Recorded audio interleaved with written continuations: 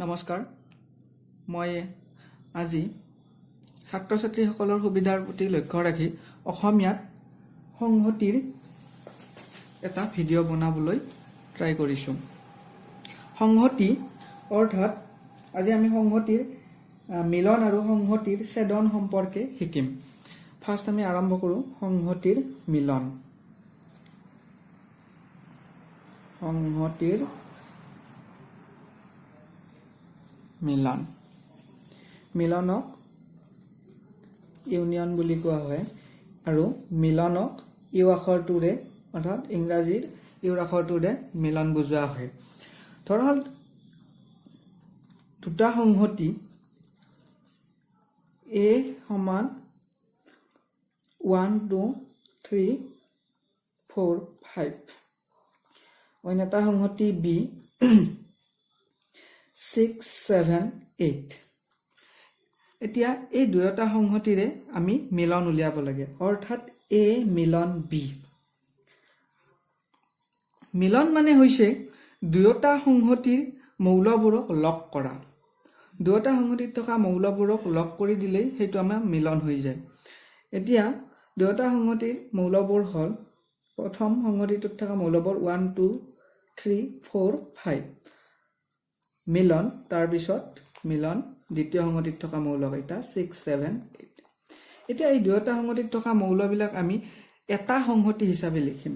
এটা সংহতিৰ ভিতৰতে লিখিম 1 2 3 4 5 আৰু এইটো সংহতিৰ মৌলকেইটাও ইয়াতে লিখিম 6 7 8। এটা সংহতিত পাই গ'লোঁ, গোটেইখিনি একে লগ কৰি লিখিলোঁ, ইয়াকে কয় সংহতিৰ মিলন। আৰু এটা মই এক্সাম্পল দিছোঁ, A is equal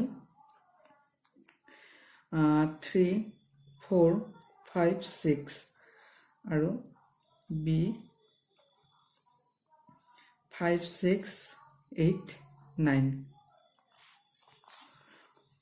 এতিয়া A মিলন B সমান কি হ'ব 3 4 5 6 এইটো A সংহতিটো লিখিলোঁ মিলন, এবাৰ বি সংহতি হ'ব 5 6 8 9। এতিয়া দুয়োটা সংহতিৰ মৌলবিলাক আমি এটা সংহতিৰ ভিতৰত লগ কৰি লিখিম 3 4 5 6। মন কৰিব দুয়োটা সংহতিটোতে 5 আৰু 6 মৌল দুটা একেই, গতিকে এই মৌল দুটা আমি এবাৰ লিখিলোঁ আৰু লিখিব নালাগে, বা লিখিলেও কোনো কথা নাই, কিন্তু বাৰে বাৰে লিখাৰ কোনো প্ৰয়োজন নাই, গতিকে এবাৰ লিখিলোঁ, তাৰপিছত 8 9 থাকিল 8 9 এনেকৈ লিখিব পাৰিম। এতিয়া আমি সংহতিৰ মিলনটো হ'ল, এতিয়া আমি সংহতিৰ ছেদন সম্পৰ্কে আলোচনা কৰিম। সংহতিৰ ছেদন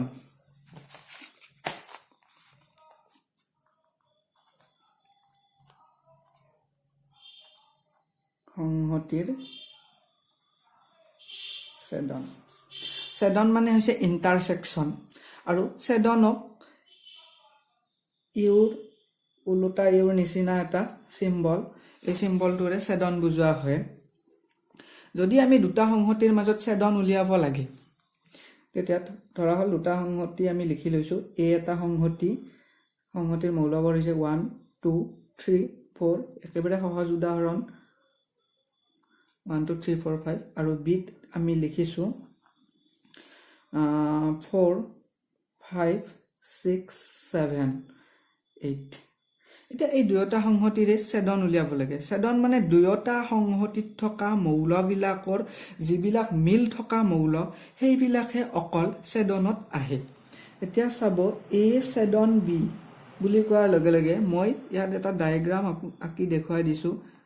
এইটো যদি সংহতি এ হয় আৰু এটা সংহতি বি, এইটো এটা সংহতি বি, এই দুয়োটা বৃত্ত অৰ্থাৎ দুয়োটা বৃত্তই যিখিনি অংশত কটাকটি কৰিছে সেই ভিতৰৰ অংশখিনিকে ছেদন হোৱা বুলি কয়। অৰ্থাৎ এ আৰু বিৰ মৌলখিনি, এই মাজত এ আৰু বিৰ মিল থকা মৌলখিনিয়ে লগ লাগিছে, অৰ্থাৎ এইখিনি মৌলহে অকল এ ছেদন বিত থাকিব। তেতিয়াহ'লে আমি ইয়াত লিখিব লাগিব এ মানে হৈছে 1 2 3 4 5 তাৰপিছত ছেডন বি মানে হৈছে 4 5 6 7 8 এতিয়া এ আৰু বি সংহতি দুটাৰ মৌলবিলাকৰ মিল থকা মৌলবিলাক কোনবিলাক মিল আছে 4 ইয়াতো আছে 4 ইয়াত আছে 5 ইয়াতো আছে 5 গতিকে অকল মিল থকা মৌলকেইটাহে লিখিম আমি মিল পালো 4 5 গতিকে এ ছেডন বি মানে 4 আৰু 5 ধন্যবাদ ভিডিঅ'টো চাই ভাল লাগিলে লাইক কৰিব